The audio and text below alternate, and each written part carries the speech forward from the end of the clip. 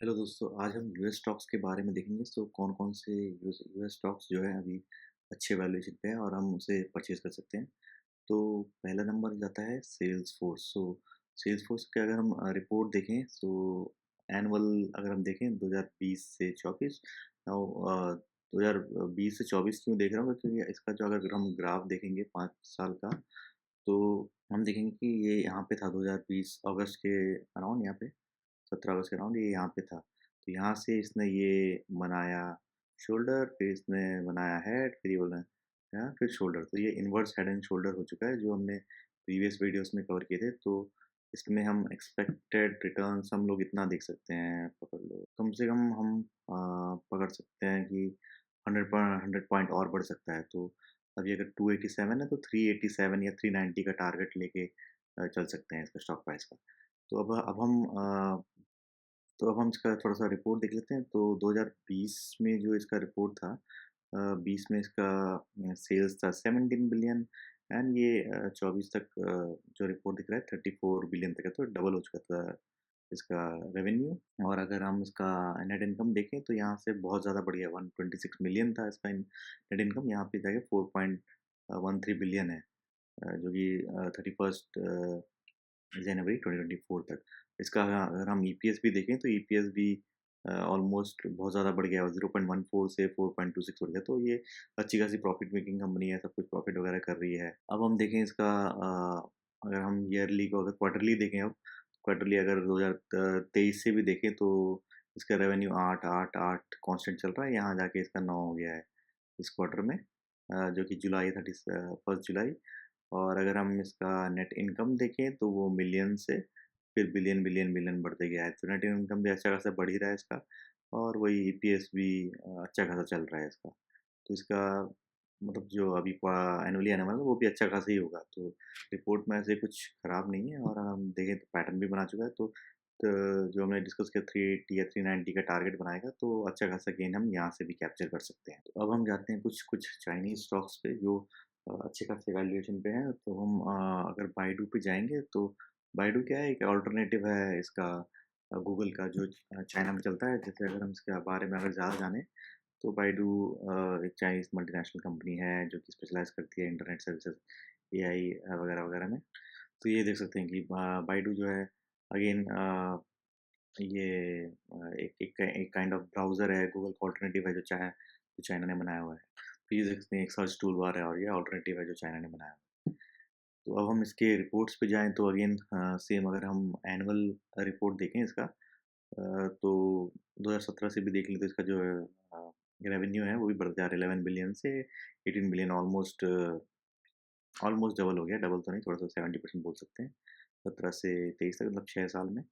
Again इसका अगर हम देखें नेट इनकम तो 2.57 बिलियन से वापस 2.75 बिलियन तक है इसका रिपोर्ट का। E23 तक का है, और हम बीच में हालाँकि गिर गया था, 3 बिलियन गया था, फिर यहाँ पे माइनस में आया था, तो फिर वो मेंटेन कर रहा है इतना। ईपीएस अगर हम देखें अगेन तो 17 में बहुत ज़्यादा था, फिर वो गिर रहा था, अब वो रिकवरी के पाथ में है। अब हम इसका क्वार्टरली अगर देख लें इसका, तो अगेन इसका 818 मिलियन था नेट इनकम, देन 732 पे गया था, फिर यहाँ कम हो गया था, अब धीरे-धीरे वो बढ़ना चालू हो गया है। तो अगर हम इसका देखें तो यहाँ पे 24 में वो फिर मिलियंस में वापस आ गया है। ईपीएस भी इसका धीरे-धीरे कांस्टेंट था, अब ये 2 पे तो एटलीस्ट मेंटेन कर रहा है। तो इतना कुछ खराब नहीं है, लेकिन अगर उसका स्टॉक देखें तो वो कुछ ज़्यादा ही पिट गया है। तो अगर हम देखें इसका 2000 जैसे हम कब से देख रहे थे, 2017 से देख रहे थे। तो अगर हम 17 से देखें इसका, यहाँ से चालू करें तो देखेंगे कि वो बहुत ज़्यादा गिर गया है। अगर यहाँ से देखेंगे 245 से ऑलमोस्ट ऑलमोस्ट अराउंड 65-68% गिर गया है।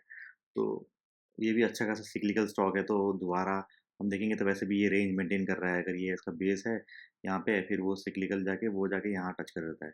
तो एटलीस्ट हम एक्सपेक्ट कर सकते हैं यहाँ तक तो आ ही जाएगा वापस। तो ये भी अच्छी खासे मतलब अच्छा खासा डिस्काउंटेड पे चल रहा है। अभी हम लेने का या फिर हम अपने पोजीशंस बनाना शुरू कर सकते हैं इस पे। अब हम 2 और देखेंगे, इसमें देखेंगे अलीबाबा देखते हैं।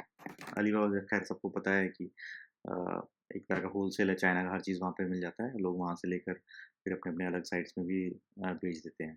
तो अगर हम देखें जब वो स्टार्ट हुआ था, यहाँ पे लिस्ट हुआ था तो 2015 पे से आज तक वो सेम लेवल पे अभी मिल रहा है। जो कि 2015 पे जब लिस्ट हुआ था तो इतने पे था, वो सेम लेवल पे तो 15 से लेकर अब 10 साल में मतलब 0% गेन बोल सकते हो उसका। तो ये भी सिक्लिकल है अगेन, जब चाइना की इकोनॉमी रिबाउंड करेगी, सब चीज़ धीरे-धीरे सही होगा तो अच्छा खासा प्रॉफ़िट हम यहाँ से कर सकते हैं। तो कुछ पोज़ीशंस हम अभी यहाँ बना सकते हैं।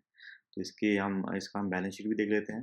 पहले हम साल भर का देख लेते हैं, अगर शुरू से इसका देखें 2015 से तो इसमें हम देख सकते हैं कि इसका इसका जो रेवेन्यू है 10 बिलियन था, 10 से ऑलमोस्ट अब तो 132 चला गया, तो मतलब 13.2 टाइम्स हो गया। और अगर हम इसकी नेट इनकम देखें तो 6 से 11 चला गया, तो ऑलमोस्ट डबल तो हो ही गया है। इनकम भी अच्छा खासा हो रहा है। ईपीएस इसका पहले से बहुत ज़्यादा बढ़ गया है, 4 से 4 पे आ गया है, हालाँकि बीच में ज़्यादा था। तो ऐसा कुछ ख़राब नहीं है जितना जिस हिसाब से गिरा है, तो अ, वैल्यूएशन इसकी अप जानी चाहिए, तो हम इस पे भी अपनी पोज़ीशंस बना सकते हैं। और अलीबाबा, तुमको पता ही है, अलीबाबा मतलब एक काइंड ऑफ ईबे या अमेज़न टाइप का है चाइना में। तो ज़्यादा हमको जानना है तो इसके बारे में हम यहाँ पे जाके देख सकते हैं। इसमें ई-कॉमर्स, रिटेल, इंटरनेट सब कुछ आ जाता है। ये B to B sorry C to C, B to C सब पे काम करता है।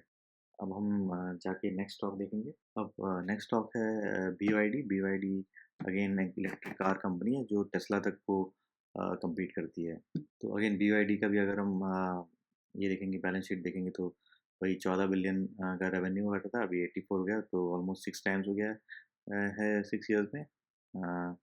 अगेन इसका हम नेट इनकम देखें तो 571 मिलियन से वो बिलियंस में हो गया है, मतलब ऑलमोस्ट 8 टाइम्स हो गया है नेट इनकम भी। तो अच्छा खासा चल रहा है और उसका 0.2 से 1.45 ईपीएस बढ़ गया है। तो अच्छा खासा इसमें ग्रोथ भी चल रहा है, सब चीज़ एक्सपैंड हो रहा है, इसका बिज़नेस भी अच्छा खासा चल रहा है। इसमें अब हम इसका स्टॉक देख लें तो इसका भी हम देखेंगे तो एक्चुअली अभी इस साइकिल में चल रहा है, इस रेंज में एक्चुअली। तो ऑलमोस्ट ये इस चैनल को फॉलो कर रहा है, यहाँ जा रहा है, फिर उसको टच करके फिर वापस आता है, फिर टच करके फिर वापस आता है। तो ऑलरेडी मैं पोजीशंस बना चुका था यहाँ पे और यहाँ से यहाँ तक गेन हो चुका है। अब जैसे कि चाइना की इकोनॉमी रिबाउंड नहीं कर रही है, तो अगर इस फेज़ पे मुझे लग नहीं रहा है ये इससे ऊपर जा पाएगा, अनलेस कोई पैकेज स्टिमुलस आता है चाइना गवर्नमेंट से। तो नहीं आया तो क्या वो दोबारा इसके चांसेस है नीचे आने के। तो अगर ये यहाँ पे इस लेवल पे आता है या फिर इस लेवल पे आता है तो अगेन एक बाइंग बाइंग पोजीशंस हम इस पे ले सकते हैं। तो जब भी वैसा कुछ कंडीशन बनेगा तो मैं अपडेट कर दूँगा वीडियो से। और पीछे आप मेरे चैनल के अदर वीडियो से देख सकते हैं कैसे जब मैंने कहा था निफ्टी आईटी लेने का टाइम था, और उसमें कैसे हमने मतलब 4-5 मंथ्स, लास्ट 4-5 मंथ्स में अराउंड 20 से 25% अच्छा खासा कमाया है। एंड ऑलरेडी मैंने ये भी वीडियो रिलीज़ की थी ये प्राइवेट बैंक्स के लिए, एचडीएफसी और कोटक बैंक की। तो तब से अब तक 3-4 महीने में हम एचडीएफसी में ऑलरेडी अराउंड 15% प्रॉफ़िट पे बैठे हैं। हालाँकि कोटक बैंक डाउन हो गया 2-3%, बट डेफ़िनेटली अभी भी हम उसे बाय कर सकते हैं और वेट कर सकते हैं, आने वाले 2-3 साल में वो बढ़ जाएगा। तो ऑलमोस्ट 50-60% और 80% का तो गेन तो मिल जाएगा इसमें भी। तो आगे हम ऐसे ही फ़ॉलो कर सकते हैं सारे चैनल को, और मैं कम्युनिटी पे भी अब से अपडेट करते रहूँगा, व्हाटएवर आई थिंक, और जो मैं बाय कर रहा हूँ, सेल कर रहा हूँ, और कैसे हम आगे जाके इससे प्रॉफ़िट कमा सकते हैं। तो thank you for watching the video.